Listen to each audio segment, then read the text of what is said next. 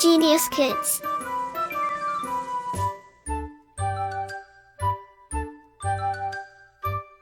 Cultivating love for learning. Lesson 7. Changes in art, painting, literature and architecture. Knowledge acquisition. Human beings have always had the urge to express and share whatever they feel through language, music and art. But whatever the medium or message, all forms of artistic expression are ultimately products of the cultural stream from which they spring. They cannot simply emerge from a vacuum, they have to flow from the occupations and preoccupations of men.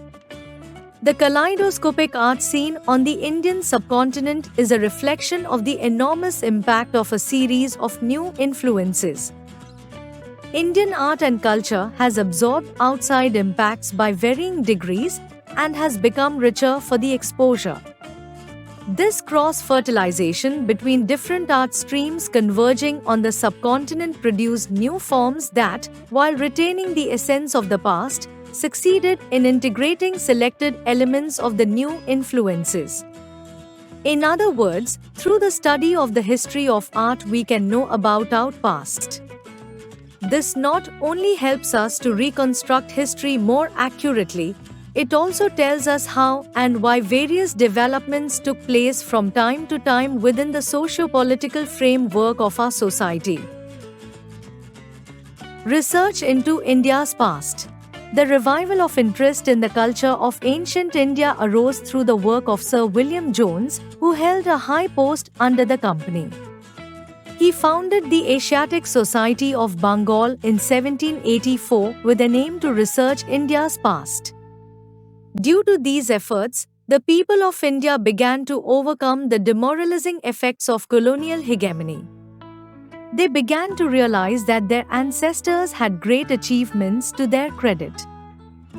The efforts of William Jones, Max Mueller and Monier Williams revealed to the world the treasure of Indian literature and culture. William Jones translated Kalidas' Abhigyan Sakuntalam and James Prinsep deciphered the Brahmi script in 1834. Thus, they reconstructed the history of Ashoka and ancient India. In fact, Indians had forgotten the Brahmi script, written records of which were not available. Because of their efforts, Indians felt proud of themselves and their ancestors, while Europeans also recognized the rich cultural heritage of India. But with the political domination by the British in the 19th century, there was complete change in the intellectual and socio-economic pattern of life in India. Thus, under the cultural impact of the British, the native India tradition was slowly inching towards the great Renaissance tradition of the West. Painting. A rich Indian tradition of art and culture was already established well before the beginning of the 20th century. In Indian paintings can be broadly divided into two categories, murals and miniature paintings. The first and the most creative period of the art of painting extends from the 1st to the 7th centuries. Of this, the richest heritage is that of the murals of Ajanta. In northern India, the frescoes at Bagh Caves are the best survivals. Gradually, the art of wall paintings decreased and the miniature paintings developed under the Mughals. A number of provincial branches of paintings developed in different parts of the country during the Mughal period, like Pahadi, Pat, Kota, Bundi, etc. These traditions gradually declined owing to the changing socio-economic condition, which led to the migration of artists from one place to another in search of livelihood, which, in turn, led to the change of popular taste under the westernized impact of British colonialism. In the late 19th century, the taste of the art-loving public gradually shifted from the royal courts of the hill states to the folk paintings of the bazaar. Gradually, under the cultural impact of the British, the native Indian tradition was slowly discarded due to the intellectual and technological superiority of the West. Murals are huge works executed on the walls of solid structures, as in the Ajanta and Kailashnath temples. Miniature paintings are carried out on any perishable materials such as paper, canvas, hardboard, etc. Emergence of art schools. Increasing contact with Western cultures changed the tastes of affluent Indians. It attracted a large number of European professional artists to seek their fortunes in Indian courts and principalities in the early 19th century. This continued till the middle of the 19th century, when the British government established art schools in certain Indian cities. This saw the emergence of an Indo-European genus of painting known as company style. These provincial schools of art patronized the new techniques in painting such as Western academic style, nationalist art, etc. Art education in the Western style began in India with the establishment of the Mechanical Institute of Art in Calcutta in 1839. However, regular art education began when the School of Indian Art was established in Calcutta in 1954. In 1875, the Mayo School of Arts was opened in Lahore. It was around this time that some Indian artists trained in the Western style pioneered a new movement of art in India. Prominent among them were Ananda Prasad Bagchi and Shyamacharan Srimani. Many new artists went to European countries to refine their art and artistic vision. Evolution of the Western academic style. In the post-Renaissance period in Europe, art was dominated by classical artists. Artistic themes revolved around nature and religion. But advancement in the fields of science and technology added new dimensions. The classical influence continued throughout the first half of the 19th century, but alongside it grew the powerful movement of Romanticism. Romanticism asserted the power of feeling and the individual imagination. However, the French Revolution and Napoleonic Wars helped to bridge the gap between Neoclassicism and Romanticism. The vibrant arts movement in Europe influenced the artistic expression of Indians to a large extent. Many Indian artists excelled in Western art. In the first half of the 20th century, many Indian artists visited Europe. Prominent among them were Devi Prasad Roy Chaudhary, Jamini Prasad Ganguly and Prahlad Karmkar. Like Raja Ravi Verma, several artists chose a painting style developed in the West. They used a naturalistic approach to the human form and landscape. Ala Buksh, 1895 to 1978, painted indigenous subjects in this mode. Even though he adapted an academic style, he never attended art school. Faizi Rahmin, 1886 to 1964, later in life, look on a traditional Indian miniature style, yet his earlier work is marked by the European academic approach to painting. Thus, 20th century Indian art swung between two extremes, as one can witness in the work of Abanindranath Tagore and Raja Ravi Verma. Artistic nationalism. In 20th century, a spirit of nationalism was arising in India because of works of social reformers. In the field of art, artistic nationalism focused on the common man and the themes related to the common man, life of the working class, poverty and manual labor. The Calcutta group in the early 20th century was mainly associated with nationalism, but was also supported and promoted by many British art administrators. However, by the end of the 19th century, the colonial setting in India formed the backdrop of nationalist movement in Indian art. The movement led by Abanindranath Tagore and supported by E.B. Havell head the Calcutta School of Art in the opening decade of the 20th century. Havell tried to propagate true appreciation of India's cultural heritage abroad and advised young Indians against blind admiration of Western art. Nationalist art culminated in the works of three Tagores, Gagendranath Tagore, Abnindranath Tagore and Rabindranath Tagore. The Vishwa Bharati University set up at Shantiniketan by Rabindranath Tagore was one of the key centers of the Bengal School of Art. Meanwhile, Abnindranath Tagore produced a masterpiece of nationalism in the form of Bharata Mata, Mother India, painting. In this picture, he depicted her as a Hindu goddess, with 4 arms holding objects symbolic of national aspirations. Photography. The art of photography became popular from the mid-19th century onwards.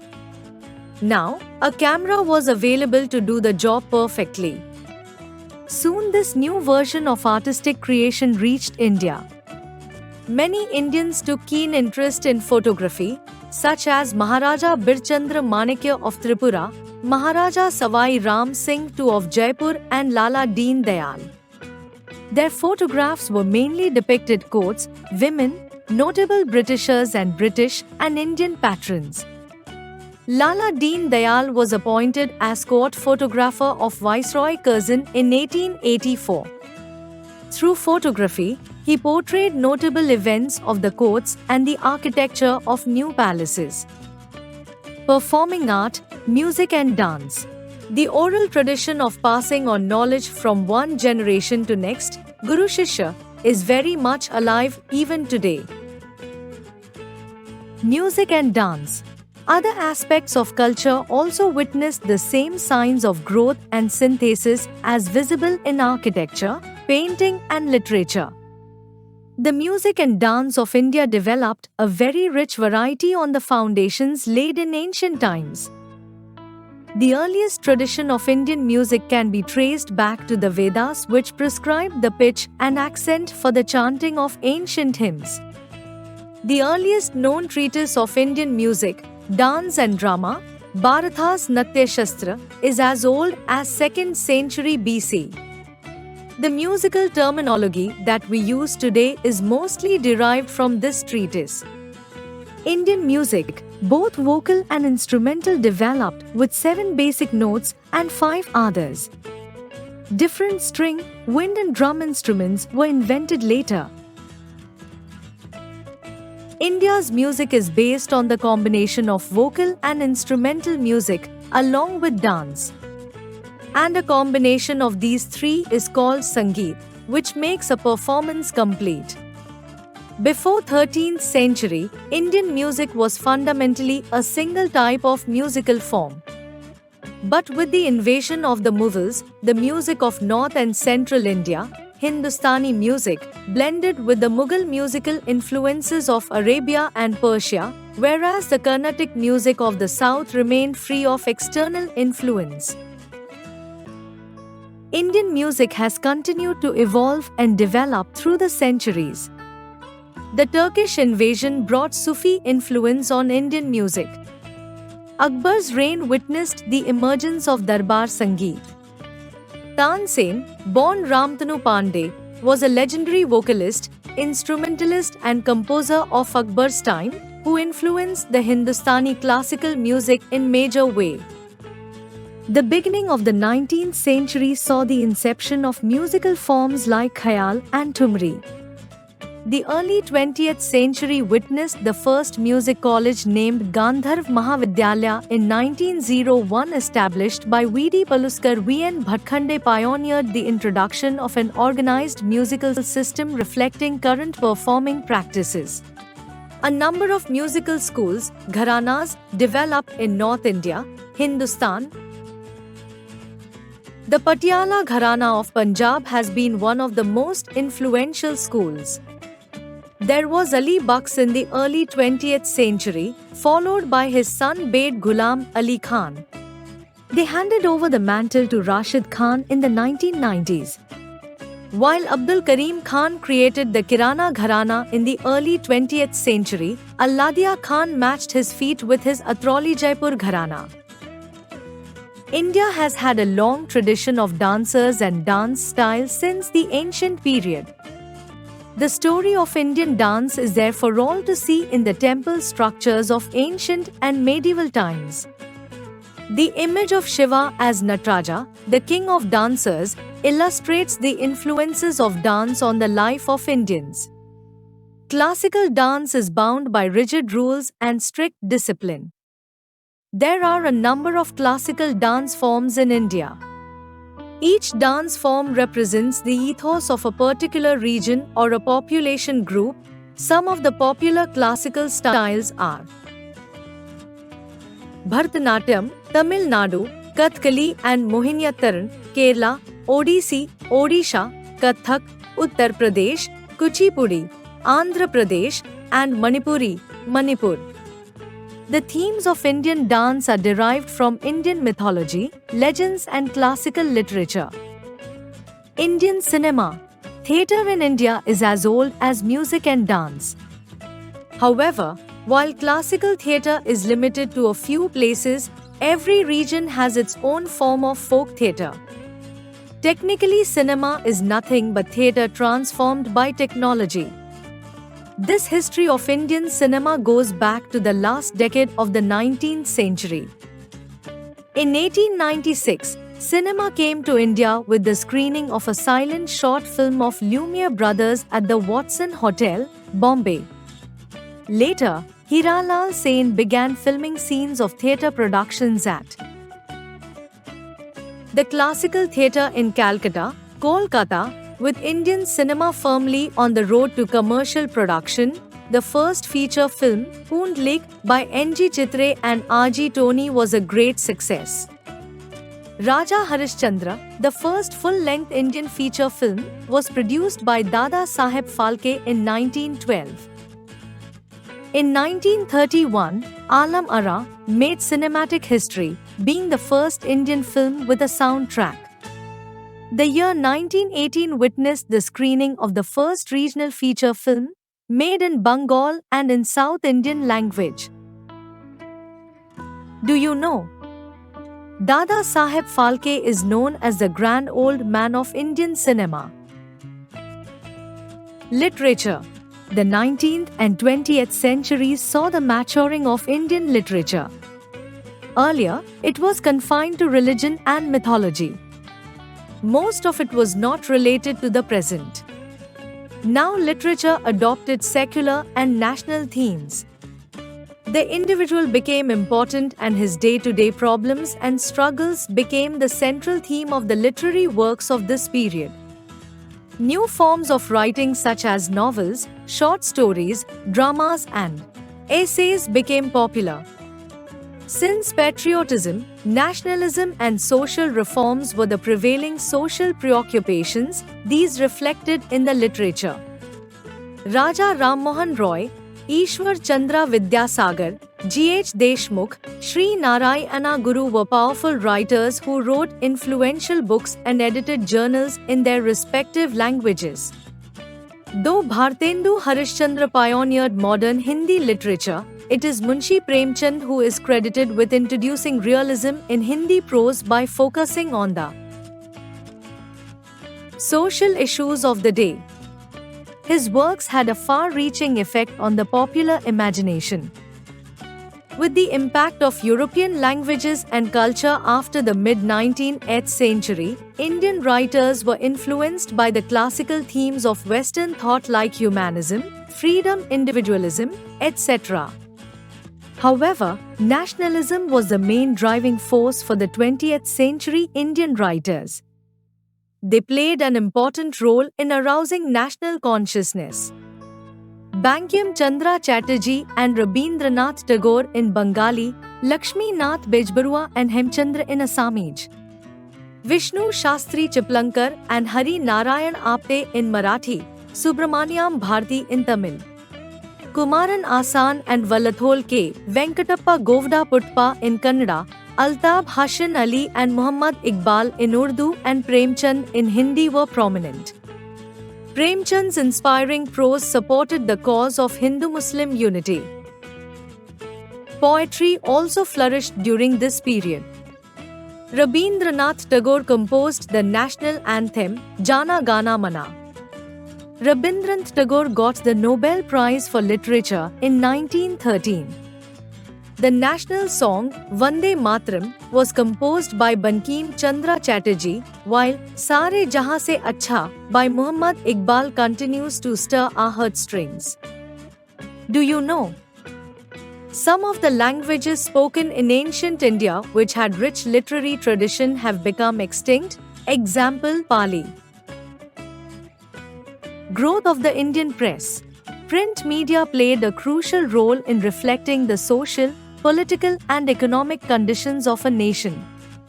The Europeans brought printing technology to India. As early as 1557, Portuguese Jesuits set up a press in Goa and began to print religious literature. In course of time, printing technology spread throughout India. Newspapers owned by the British were supporters of the British rule. In the 19th century, presses owned by Indians began publishing newspapers, journals and magazines in both vernacular languages as well as English. Most of the reformers were involved in editing and publishing newspapers and journals. They gave voice to the grievances of the Indians and their social, economic, and political demands. In the latter part of the 19th century, the growing number of newspapers helped to mobilize public opinion in favor of seeking freedom from British rule. Modern Indian architecture. Like all other aspects, the colonization also had impact on Indian architecture. Colonization ushered in a new chapter in Indian architecture. The English left a lasting impression on Indian architecture. Now, whereas elegant or grand as those of the Mughals, the buildings constructed by the British were generally utilitarian in concept, being basically civic, defensive, or commemorative structures. The first building constructed by the British were factories, but later on, district administration offices, courts of justice, schools, municipal halls, and dak bungalows came up. These were ordinary structures built by garrison engineers with a view to solidity, defendability, and heat insulation. They were readily expandable, with large courtyards, gardens, etc., tended to by an army of gardeners, caretakers, and cleansers. A thing to notice is that in the beginning the architectural designs were clearly aimed at creating and consolidating authority. Later examples of colonial architecture culminated in a new form that some refers to as Indo-European architecture. This style owed its origin to geographical and climatic conditions prevalent in India. The British were not used to the extreme heat and humidity, so the entire effort was directed at offsetting the acute discomfort they suffered. This party explains their insistence on high ceilings, thick stone walls, gardens, fountains, etc. The English style, mainly seen in their residential buildings and army barracks, enlarged the concept of large spacious bungalows for residential purposes, with wide windows and ventilators, surrounded with lawns, gardens, fountains and trees to keep the surroundings cool. The colonial architecture was the blend of Hindu, Islamic and Western elements. Some colonial architectures survive in innumerable institutional, civic and utilitarian buildings such as post offices, railway stations, rest houses and government buildings. Such buildings began to be built in large numbers in different parts of British India. From the mid-19th century onwards, the Anglo-Indian builders started following the Gothic model in the construction of churches, complete with flying buttresses and tall, stained glass windows.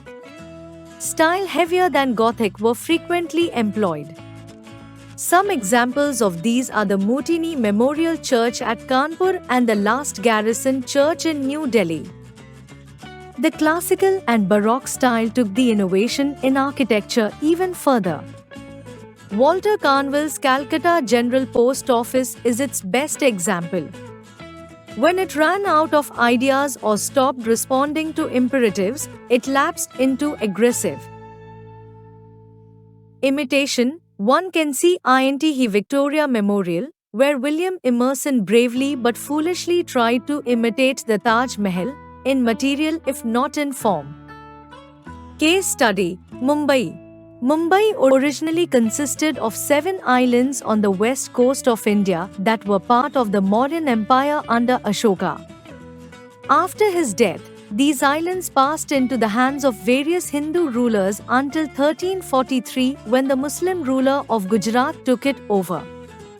The only mark of that period is the mosque at Mahim.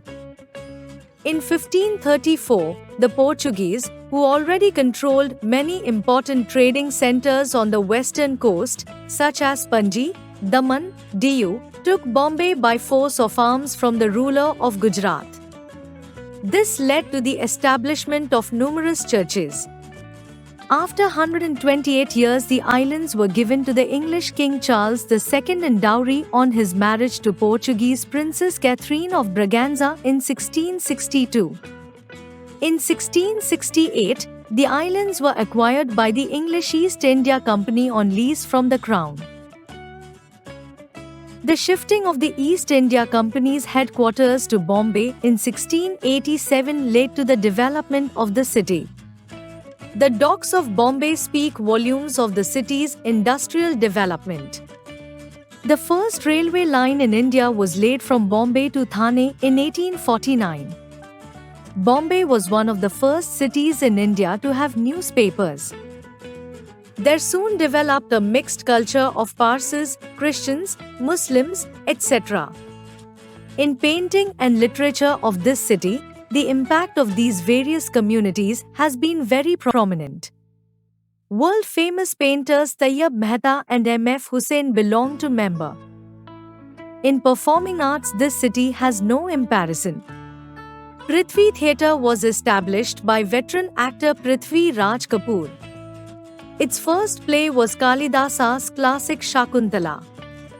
Bollywood is the famous Hindi film industry in Mumbai.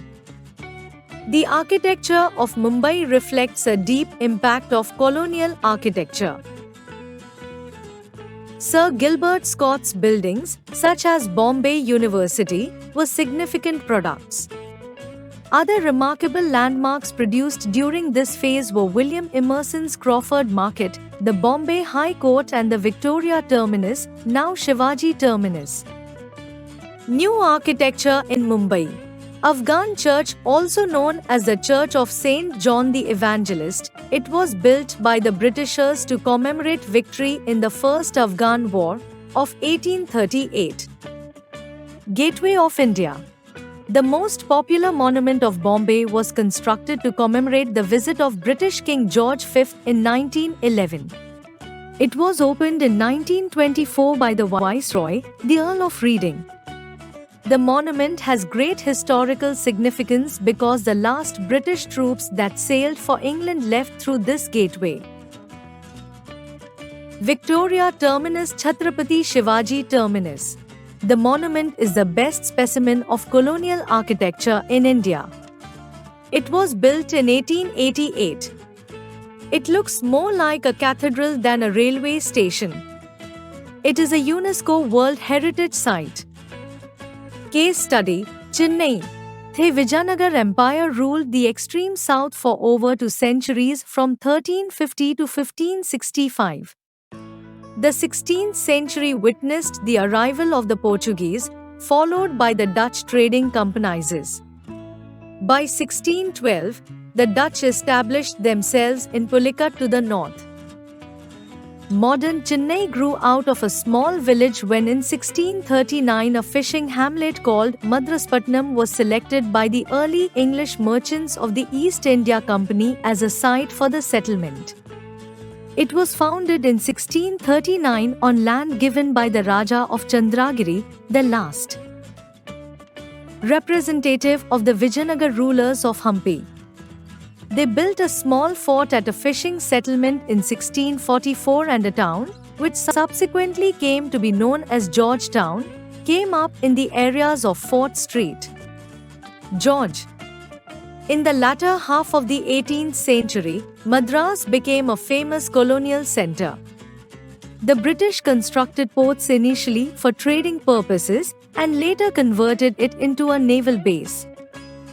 The city's glorious past is reflected in its literature and in the field of performing arts. Its literature is traceable to the three Sangams, academics of learned men. The Tirukkural is the most ancient Tamil classic and is considered to be a masterpiece. Chennai is known for the classical Indian dance from Bharatanatyam. Dance and music have long been an inseparable part of the culture of the city. It is for Carnatic music. Colonial architecture in Chennai. The Madras High Court established in 1862. The Madras High Court building, which is an example of the Indo-Saracenic style, was completed in 1892 under the guidance of architect Henry Irwin. Its decorative domes and corridors are exquisite examples of a new architectural style. It is said to be the second largest judicial building in the world, first being the Courts of London. Keywords: mural, huge works executed on the walls of solid structure. Miniature painting, the paintings carried out on any perishable material, such as paper, canvas, hardboard, etc., or small-sized paintings are called. Romanticism, it emphasizes on the power of feeling and the individual imagination. Prose, an ordinary speech or writing without metrical structure. Multifarious, numerous, having many forms. Metamorphosis, a complete change in form character. Gospel, an important doctrine or scripture. Gothic, a style of architecture popular in Europe, characterized. Let's revise. Continuous review. Sir William Jones founded the Asiatic Society of Bengal in 1784 with an aim to research into the glorious past of India. Indian paintings can be divided into two categories, murals and miniatures. Murals covered the period from 1st to 7th centuries, whereas Mughal period reflects the development of miniature paintings. 20th century witnessed a new awakening in the form of art and literature. Both the fields focused primarily on the issues related to common man and nationalism. Indian music and dance forms have evolved and developed through the ages. Mughal influence has further enriched them. Cinema was introduced in India in 1896. Raja Harishchandra was the first full-length Indian feature film, followed by Alam Ara in 1931, the first Indian film with sound. Bhartendu Harishchandra and Munshi Premchand were the pioneers of Hindi literature. Their writings had a long-lasting impact on the minds of people. The colonial rule is credited with having developed Indo-European architecture that combined Hindu, Islamic and Western elements. Like, share and subscribe.